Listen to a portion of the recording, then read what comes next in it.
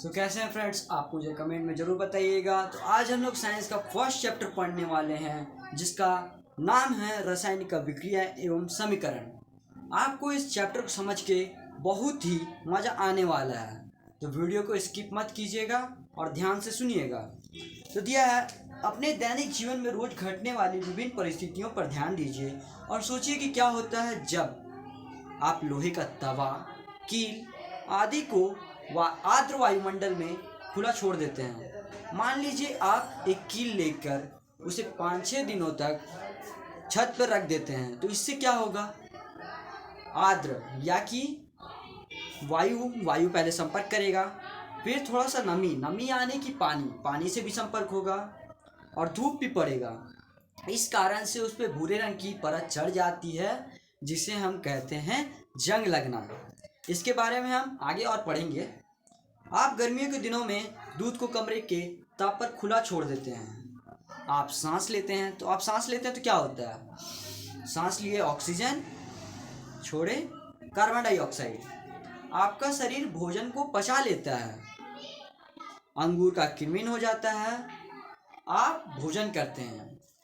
ऊपर दी गई परिस्थितियों में आरंभिक वस्तु की प्रकृति तथा पहचान में कोई ना कोई बदलाव आ जाता है। पदार्थ के भौतिक तथा रासायनिक परिवर्तनों के बारे में भी हम पिछली कक्षा में पढ़ चुके हैं। जब भी रासायनिक बदलाव होता है तो कहा जाता है कि एक रासायनिक अभिक्रिया हुई है। अब आप सोचेंगे कि रासायनिक अभिक्रिया का वास्तविक अर्थ है क्या? आप यह कैसे जान पाइएगा कि यह एक रासायनिक अभिक्रिया है? तो चलिए देखते हैं। जैसा कि आप पहला ड्राइंग देख रहे होंगे, देख सकते हैं आप अपने बुक में देखिएगा। तो इसमें पूछा भी जाता है कि एक बार दे दिया जाता है, मैग्नीशियम रिबन का वायु में दहन कर मैग्नीशियम ऑक्साइड को वॉच ग्लास में इकट्ठा करना। तो इसमें आपको हो सकता है कि एग्ज़ाम में आप लोग को ऐसा ड्राइंग बना दे और आपसे पूछे कि इसमें जो मेटल्स लगे हैं, इसमें जो वस्तुएं लगे हैं, उसका नाम क्या है। तो फर्स्ट आप लोग को यहाँ पे दिखेगा, यहाँ पे जो है इसे बर्नर कहते हैं, जिसकी सहायता से इसे पकड़ा जाता है। मैग्नीशियम रिबन को उसे चिमटा कहते हैं, इसे मैग्नीशियम रिबन कहते हैं, और इसे वॉच ग्लास। और जब मैग्नीशियम ऑक्साइड का वायु में दहन किया जाता है तो उससे जो चूरन जैसा निकलता है उसे कहते हैं मैग्नीशियम ऑक्साइड। ठीक, तो मैग्नीशियम रिबन का वायु में दहन कर मैग्नीशियम ऑक्साइड को वॉच ग्लास में इकट्ठा करना। आपने देखा होगा कि जब मैग्नीशियम रिबन का वायु में एक चमकदार लौ के साथ होता है, क्या होता है? तो दहन, तो यह श्वेत चूर्ण में बदल जाता है।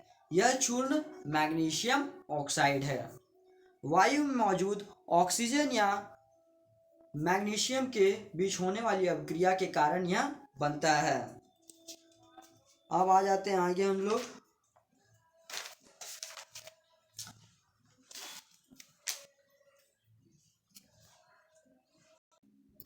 जैसा कि अब हम पढ़ेंगे, दानेदार जस्ते पर तनु सल्फ्यूरिक अम्ल की अभिक्रिया से हाइड्रोजन गैस का निर्माण। जैसा कि आप वीडियो में देख सकते हैं या अपने बुक में भी एक जस्ता बना हुआ है जिसमें कि दानेदार जस्ते हैं, तनु सल्फ्यूरिक अम्ल, शंक्वाकार फ्लास्क, इससे तनु सल्फ्यूरिक अम्ल तथा दानेदार जस्ते से H2S गैस का निर्माण, कांच की नली, कॉर्क आप देख सकते हैं। आप अपने बुक में देख लीजिएगा। जैसा कि ऊपर दिए गए तीनों क्रियाकलापों के आधार पर कहा जा सकता है कि निम्न किसी भी प्रेक्षण की मदद से हम यह निर्धारित कर सकते हैं कि एक रासायनिक अभिक्रिया हुई है। तो इस ड्राइंग को हमें देखकर पहला तो ये पता चलेगा कि जब आप उसे टच कीजिएगा, अम्ल डालने के बाद वह थोड़ा सा हीट हो जाएगा, गर्म हो जाएगा। तापमान में परिवर्तन तनु सल्फ्यूरिक अम्ल, और दूसरा होगा तो रंग में परिवर्तन हो जाएगा, फिर उसकी अवस्था में परिवर्तन हो जाएगा, और फिर उससे जो गैस निकलेगा तो गैस का निकास या उत्सर्जन। अब जो इम्पोर्टेंट्स है मैं आगे आपको पढ़ाता हूँ। संतुलित रासायनिक समीकरण का महत्व, ये मैं आपको अगले वीडियो में अलग से वीडियो बना के दिखा दूंगा। अभी आगे बढ़ते हैं। जैसा कि एक क्वेश्चन पूछा जाता है, वायु में जलाने से पहले मैग्नीशियम रिबन को साफ क्यों किया जाता है? तो वायु में जलाने से पहले मैग्नीशियम रिबन को साफ इसलिए किया जाता है क्योंकि उससे उसकी ऊपरी सतह हट जाती है, साथ ही जितने भी धूलकण आदि हैं साफ हो जाते हैं, जिससे मैग्नीशियम की सतह वायु के संपर्क में आ सके। ठीक, अब आते हैं, एक क्वेश्चन है, देख सकते हैं आप भी, ये भी ड्राइंग वाला ही वीडियो यहाँ पे है, बुक में देख लीजिएगा अपना। तो एक बीकर रहता है, उसमें जल भरा जाता है और कैल्शियम ऑक्साइड रहता है उसमें। जल के साथ कैल्शियम ऑक्साइड की अभिक्रिया से बुझे हुए चूने का निर्माण। क्वेश्चंस में बस आपको ये सब दे देगा और ये सब चीज़ का नाम पूछेगा, इसीलिए ड्राइंग वाली वीडियो को आप थोड़ा सा ज़्यादा ध्यान दीजिएगा। अब हम लोग पढ़ते हैं, क्या आप जानते हैं, आपके बुक में दिया होगा, क्या आप जानते हैं, पेज नंबर है आपका 7, उसमें दिया है क्या आप जानते हैं, ऊपर की अभिक्रिया में निर्मित बुझे हुए चूने के विलयन का उपयोग दीवारों की सफेदी करने के लिए किया जाता है। ऊपर दी गई अभिक्रिया में निर्मित बुझे हुए चूने के विलयन का उपयोग दीवारों की सफेदी करने के लिए किया जाता है। कैल्शियम हाइड्रोक्साइड वायु की उपस्थिति में कार्बन डाइऑक्साइड के साथ धीमी गति से अभिक्रिया करके दीवारों पर कैल्शियम कार्बोनेट की एक पतली परत बना देता है। जैसा कि आप लोग जानते होंगे, मैंने पिछले वीडियो में बताया था कि अगर आप एक बाल्टी में चूने को डालते हैं, चूने पत्थर को, फिर उसमें पानी डालते हैं, तो आप लोग ने देखा होगा कि वो खौलने लगता है। खौलने के बाद उसको अच्छी तरह से मिलाया जाता है, फिर उसे दीवारों की सफ़ेदी करने में इस्तेमाल किया जाता है। तो जब आप इसे दीवारों पर चूना करेंगे तो उससे एक पतली परत बनती है, जिसका कैल्शियम कार्बोनेट की एक पतली परत बना देता है। सफ़ेदी करने के 2-3 दिन बाद आपने देखा होगा कि दीवारों पर एक अलग सी चमक आ जाती है, अलग चमक आ जाती है। इसे ही कैल्शियम कार्बोनेट का निर्माण होता है और इससे दीवारों पर चमक आ जाती है। तो किसका निर्माण होता है? तो कैल्शियम कार्बोनेट का निर्माण होता है, जिससे दीवारों पर चमक आ जाती है। रोचक बात यह है कि संगमरमर का रासायनिक सूत्र भी CaCO3 ही है। संगमरमर मार्बल का सूत्र क्या है? CaCO3 ही है। ठीक, अब आगे पढ़ते हैं। अब आपसे पूछेगा कि ऊष्माक्षेपी रासायनिक अभिक्रिया क्या है, या आपसे ये भी पूछेगा कि ऊष्माशोषी अभिक्रिया क्या है।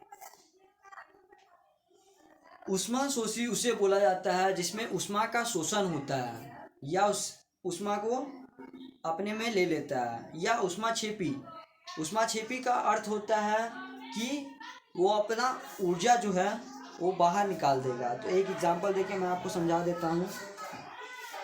जैसे कि ऊष्माक्षेपी रासायनिक अभिक्रिया का एक उदाहरण है CH4 + 2O2। तो इसका हो जाएगा CO2 + 2H2O। आप अपने बुक में देख लीजिएगा। और एक क्वेश्चन पूछता है कि ग्लूकोज का रासायनिक सूत्र क्या है, तो इसका होगा C6H12O6। अब हम लोग पढ़ेंगे वियोजन अपघटन अभिक्रिया।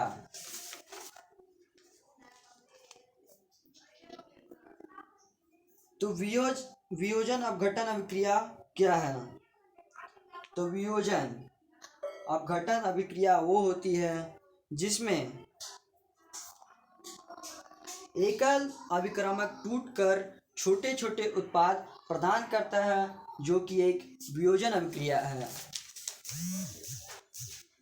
एकल अभिक्रमक टूटकर छोटे छोटे उत्पाद प्रदान करता है, जो कि एक वियोजन अभिक्रिया है। वियोजन का अर्थ क्या है? कि किसी भी चीज़ को अलग कर देना, वियोजित कर देना।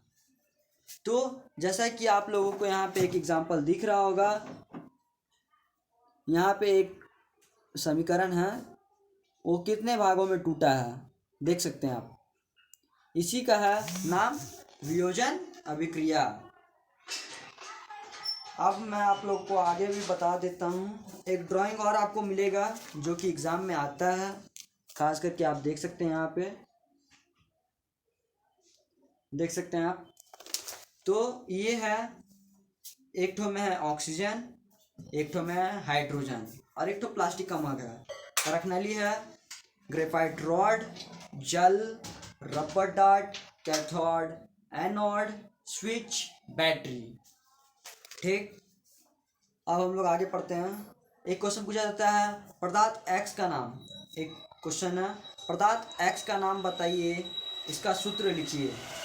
क्वेश्चन है किसी पदार्थ एक्स के विलयन का उपयोग सफ़ेदी करने के लिए किया जाता है। तो सफ़ेदी करने के लिए चूने का ही प्रयोग किया जाता है, कैल्शियम कार्बोनेट का। तो पदार्थ एक्स का नाम तथा इसका सूत्र लिखिए। तो पदार्थ एक्स का नाम चूना है, इसका रासायनिक सूत्र CaO है। ऊपर एक में लिखे पदार्थ एक्स के जल के साथ अभिक्रिया लिखिए। तो CaO + H2O, ठीक। तो CaOH2। अब हम फिर आगे चलते हैं। दिया है विस्थापन अभिक्रिया किसे कहते हैं। ठीक, जब एक तत्व द्वारा दूसरे तत्व को विस्थापित किया जाता है तो उसे विस्थापन अभिक्रिया कहते हैं। समझ में आया आप लोग को। इस अभिक्रिया में लोहे आयरन के दूसरे तत्व कॉपर को कॉपर सल्फेट के विलयन से विस्थापित कर देता है। यह अभिक्रिया विस्थापन अभिक्रिया कहलाती है। जैसा कि एक एग्जाम्पल में भी हो सकता है कि Zn + CuSO4 क्या है, Zn + CuSO4। तो Zn जो है, CuSO4 जो था, तो CuSO4 टूट जाएगा, SO4 उसमें से निकल जाएगा और ZnSO4 हो जाएगा, प्लस Cu जो पूरा भरपूर था वो अकेला हो जाएगा, Cu। समझ में आया। तो इस अभिक्रिया में एक तत्व का दूसरे तत्व में विस्थापित हो जाता है, इसे ही विस्थापन अभिक्रिया कहते हैं। अब द्वितीय विस्थापन अभिक्रिया में आते हैं। तो जिन अभिक्रियाओं अभिकारकों के बीच आयनों का आवागमन होता है वे द्वितीय विस्थापन अभिक्रिया कहलाती हैं। उपचयन एवं अपचयन। ठीक, किसी अभिक्रिया में एक अभिकारक उपचयित होकर दूसरा अभिकारक अपचयित होता है। ये अभिक्रिया उपचयन, अपचयन या रेडॉक्स अभिक्रिया कहलाती हैं। किसी अभिक्रिया में एक अभिकारक उपचयित हो और दूसरा अभिकारक अपचयित होता है, माने ऑक्सीजन होता भी है ऑक्सीजन नहीं भी होता है, ये अभिक्रियाएं उपचयन, अपचयन या रेडॉक्स अभिक्रियाएं कहलाती हैं। ठीक, तो उपचयन आपका होता है जिसमें ऑक्सीजन का योग होता है, ऑक्सीजन का योग होता है उपचयन में, और अपचयन में आपका ऑक्सीजन का योग नहीं होता है। ठीक, विकृत गंधिता। मैं अब आपको पढ़ाऊंगा संक्षारण। संक्षारण है आपका जैसा कि जब कोई धातु अपने आसपास अम्ल, आर्द्रता आदि के संपर्क में आती है तब ये संक्षारित हो जाती है। यह प्रक्रिया संक्षारण कहलाती है। ठीक, जब कोई धातु अपने आसपास अम्ल, आर्द्रता, नमी आदि के संपर्क में आ जाती है तो क्या हो जाता है, ये संक्षारित हो जाती है। तो इसे ही संक्षारण कहते हैं। जैसे कि एग्जाम्पल में लोहे की कील को मैंने आपको पहले ही बताया था, वो हो जाएगा। विकृत गंधिता, जब किसी चीज़ देखा होगा आप लोगों ने कि आपके घर में अगर सब्जी या कुछ चीज़ होगा जो कि लंबे समय तक रखा जाए तो वो खराब हो जाता है। क्यों खराब हो जाता है, अगर आप उसे ढक कर नहीं रखेंगे तो उसमें ऑक्सीजन का योग होगा और योग होने से वह क्या होगा, विकृत गंधिता के उदाहरण में आ जाएगा और वह खराब भी हो जाएगा। ठीक, तो फर्स्ट चैप्टर मैंने आपको एकदम क्लियरली समझा दिया है। ठीक, अब मैं आपको इसके इम्पोर्टेंट्स बस क्वेश्चंस बताऊंगा, इम्पोर्टेंट्स जो एग्ज़ाम में आते हैं। जैसा कि मैंने पिछले साल ही एग्ज़ाम दिया है तो मैं आप लोगों को बस जो इम्पोर्टेंट्स होगा वही बस बताऊंगा, जो कि लास्ट टर्म में जिसने पढ़ाई नहीं किया होगा उसके लिए बस ये लास्ट टर्म का बस इम्पोर्टेंस बताऊंगा कि वो पढ़ के अच्छा मार्क्स ला सके। तो मेरे वीडियो को लाइक कीजिएगा, चैनल को सब्सक्राइब कीजिएगा और ज़्यादा से ज़्यादा लोगों को शेयर कीजिएगा। Thank you.